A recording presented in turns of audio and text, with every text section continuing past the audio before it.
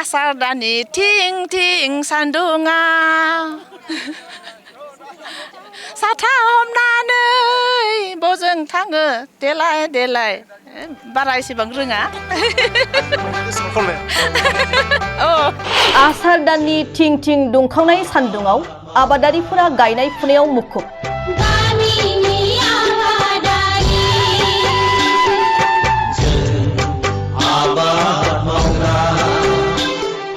सान्दुंखौ नेवसिना 300निबो बांसिन आबादारिफोरा खौसेयै माइ आबाद फोथाराव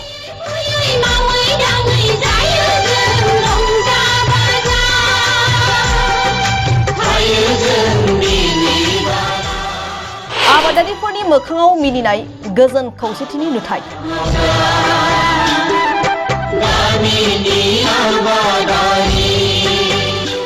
बे थासारिखौ लानानै फैदों ख्रिस्टानफोरा बाथौ समाजा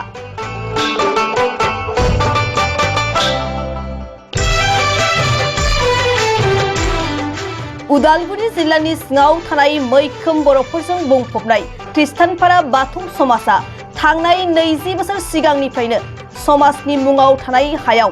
गुबुन बोसोरफोरनि बायदिनो देग्लायबो ज'ज'यै आबाद फोथाराव ओंखारबोनानै आसार दाननि दुंखावनाय थिं थिं सान्दुंखौ नेवसिनानै खौसेयै दिनैनि सानाव माइ गायनाय हाबाफारि लानाय जादों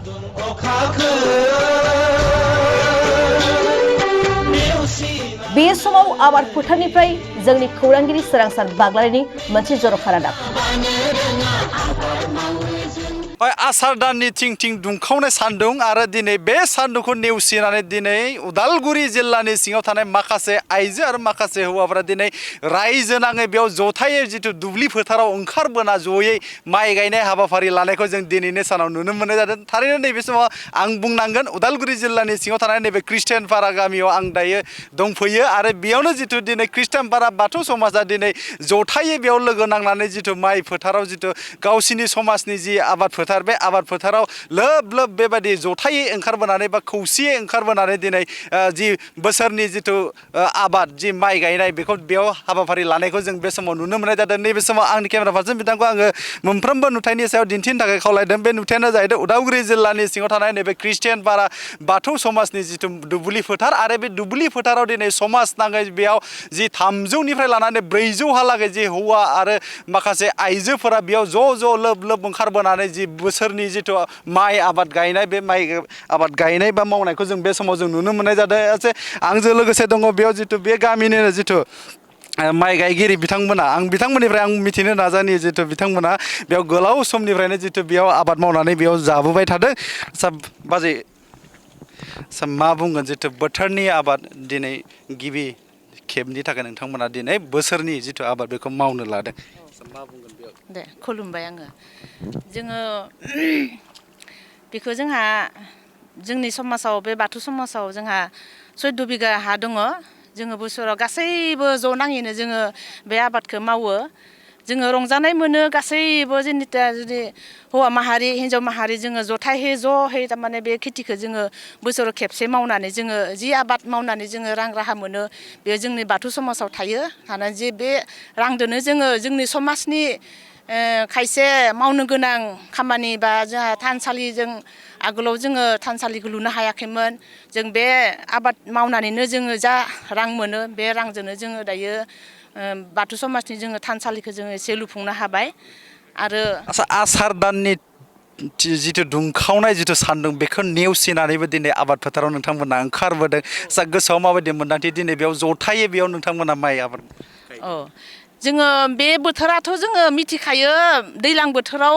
सान्दुं गोसा दुंखायोबा अखा सान्दुंखौनो नेवसिनानै जोङो आबादखौ जों मावनो गोनां जाखायो बेबादिहै जोङो न'खराव जोङो गासैयाबो जों गामिया आबाद मावनानैनो जाखायो जिहेथु जों गासैयाबो न'खरसेयाव न'खरसे गायो होमब्लाबो जोङो सामाजिक हिसाबै जोङो जिथु जोंनि समाजनि आबादथिलियाव जों मावनो मोनदों बेखौ जोङो सान्दुं गोसाबाबो अखाबाबो जोङो मावनानै रंजानाय मोनो गासैबो खौसेयै जिहेथु जोङो बे आबादथिलियाव ज'है जोङो खेबसे जोङो बोसोरनि मुराव खेबसे जोङो बे आबादखौ मावनो मोननायखाय जों गोजोननाय मोनो आरो गोदोनिफ्रायनो सोलिबोनाय दङ बर'आव जिथु न'खरनि बा हारिमुआव जुदि बेबायदि जथाय माइ गायनायाव गोबां बेबायदि मेथाइ बायदि रोजाबलायनाय जायो नोंथांनाव दिनै गोसोआव बेबायदि गोदो समनि बे मेथाइ रोजाबनाय मानाय बेफोरबायदिया फैदोंना जेनेबा जोङो दङ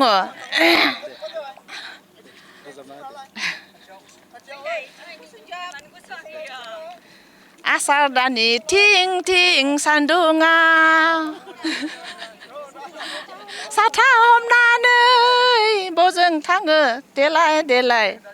बारा एसेबां रोङा गोसोआव खनबाय औ नंगौ थारैनो जितु नैबे आसार दाननि जि थिं थिं दुंखावनाय सान्दुं बेखौ नेवसिनानैबो दिनै गोसोआव मोनसे रंजानाय लानानै बेयाव दिनै बिथांमोना ओंखारबोनानै बेबायदि जि समाजनि माइ फोथाराव बिथांमोना आबाद मावदों जे समाजाव गाहायै खै बिगा हाखौ नोंथांमोना लानानै बेयाव आबाद मावदों आरो बेजों लोगोसे साबैसे जि सुबुंफोरा बेयाव बाहागो लादों आच्चा बेयाव जोंनि उदालगुरि जिल्लानि सिङाव थानाय ख्रिस्टानपारा गामि बाथौ समाज बेयाव मथा मथि जोंहा गामियाव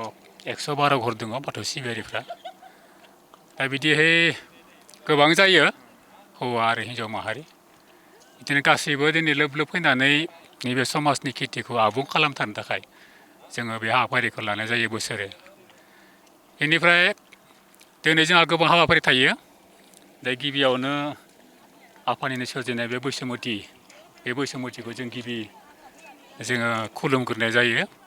बिनि उनावहायसो जोङो नैबे माइखौ जों गायजेननाय जायो आरो बेवहाय बे हाबाफारिखौ जोंहा गामिनि दौरियानो मावग्रोनाय जायो बेसेबां गोबावनिफ्राय बिदि आबादखौ मावबाय थादों बे मथा मथि 20 बोसोर रानिं बर्थमान जाबाय थादों गिबियाव माजों मावोमोन गिबियाव मोसौजों मावोमोन दानियाथ' सोलायबाय दानि माने थांनाय बोसोरनिफ्राय ट्रेक्टरजों मावनाय जाबाय गोबां खस्थ' समाजाव दंखायो नामा ट्रेक्टर गैया समाजाव ट्रेक्टर गैया भारा लायो माबायदि गोसोआव मोन्दांथि दिनै जिथु गोबां रायजोफोरजों दिनै बेयाव ज' थांनाय 20 बोसोरनिफ्रायनो नोंथांमोना आबाद मावबोबाय माबायदि मोन्दांथि मोनो गोसोआव दा दिनैनि जिथु दिन बेयो थारमाने खोब माने रंजाथाव दिन आरो दैलै नोगोरै ज' हिसाबै जों खामानिखौ मावनाय जायो नालाय बेनिखायनो दिनैनि दिनावहाय रावबो बानाय बेबायदि फैया मानो होनब्ला जोंहा आइजो माहारि हौवा माहारि एसे गामिनि डेभेलपनि थाखाय मोनसे सिन्था दंखायो नालाय ओंखायनो नैबे गामिनि जिथु मावनो गोनां जिथु हाबाफारि दा बेयावनो जोंहा दंखायो जिथु धोन सम्पतिफ्रा दा बेखौ जों गिबियावनो नोजोर होनानै बे खामानिखौ मावनो आखायाव लाग्रोनाय जायो आरो जिथु बर'नि जिथु आंगो हारिमु नैबे जि माइ आबाद मावनायाबो बे मोनसे बर'नि एंगार हायै हारिमु जि गोदोनिफ्रायनो सोलिबोबाय थादों जों नुनो मोन्दों बेबायदि हाबाफारिफ्राव गोबां बेबायदि खुगा मेथाइ रोजाबनानै जिथु सिगांनिफ्राय ज'यै बेबायदि रंजा बाजा माइ आबादखौ मावनाय जादोंमोन नोंथांनियावबो बेबायदि खुगाफोर मेथाइफोर दिनैनि सानाव दा आंनियावथ' बेबायदि खनब्रबनो हानाय मेथाइथ' गैथ'वा जाहैबाय दा मा फोरमायगोन मा खावलायगोन रायजो राजाफोरनिसिम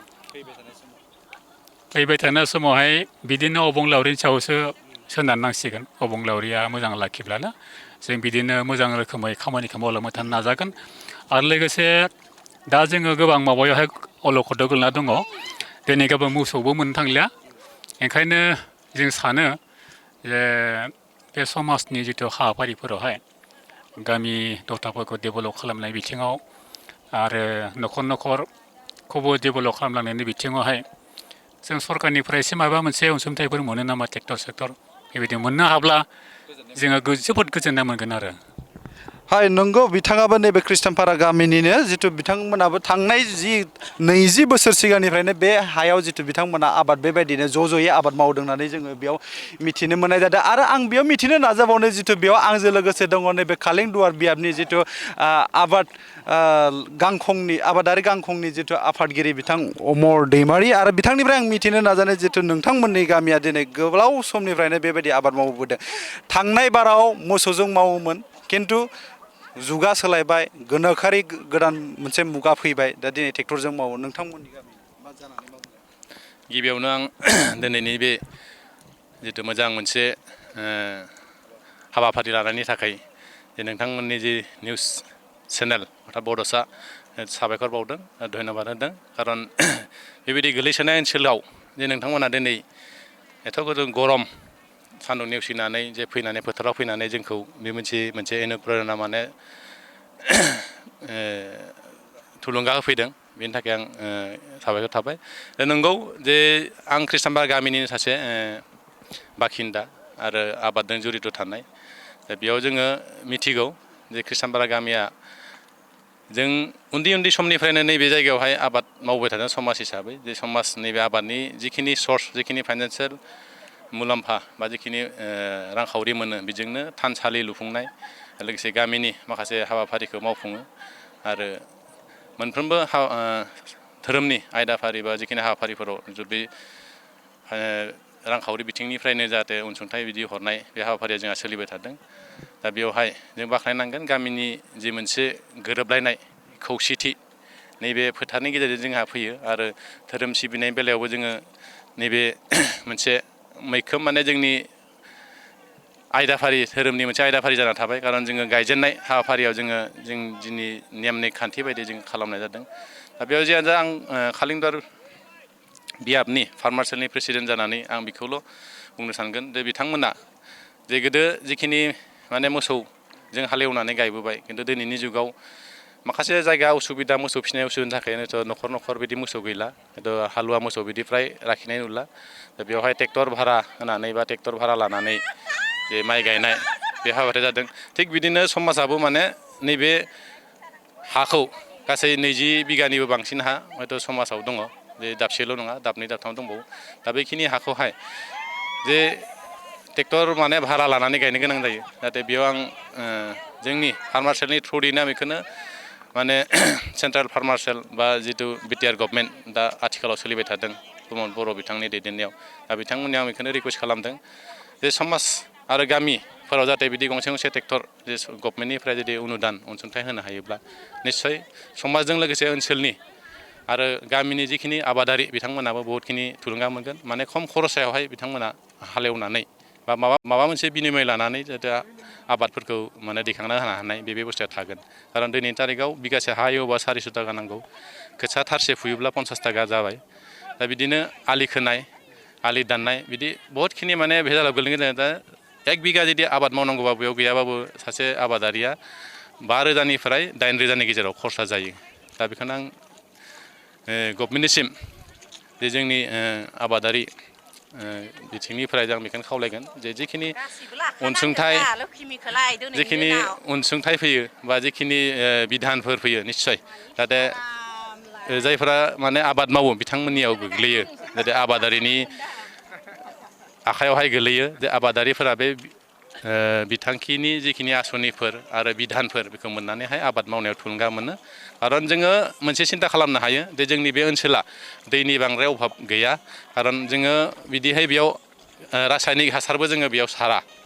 रासायनिक हासारबो बिदि सारनाय जाया बेवहाय जोङो बेखिनि ओनसोलखौ अर्गेनिक पद्धतिजों आबाद मावनानै जोङो मोजां फसल दैखांनो हानाय बे सुबिदाखौ जों खालामनो हायो आं बेखिनिखौबो